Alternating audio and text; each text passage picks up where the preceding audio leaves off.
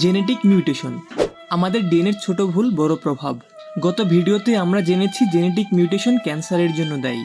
আজ আমরা জানব জেনেটিক মিউটেশন কি। হ্যালো এভরিওয়ান, আমি Rondro. I am concerned about your physical and mental health. আমাদের দেহের প্রতিটি কোষে আছে জেনেটিক কোড, এক ধরনের নির্দেশিকা যা বলে দেয় আমরা দেখতে কেমন হব, শরীর কীভাবে কাজ করবে। কিন্তু যদি এই কোডে ছোট্ট একটা ভুল হয়, সেটাই হলো জেনেটিক মিউটেশন।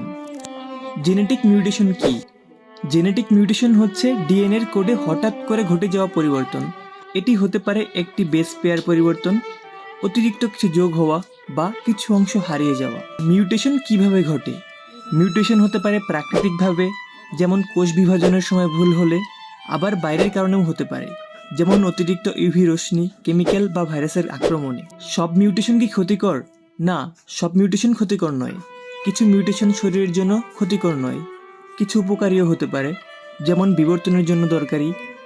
তবে কিছু মিউটেশন ক্যান্সার, জেনেটিক রোগ বা জন্মগত সমস্যার কারণ হতে পারে।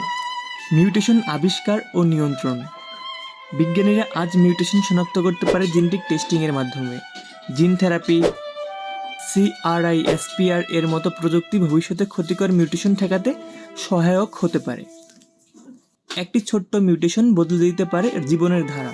তাই জেনেটিক কোডের এই রহস্যকে বোঝা মানেই ভবিষ্যতের চিকিৎসার চাবিকাঠি ধরা।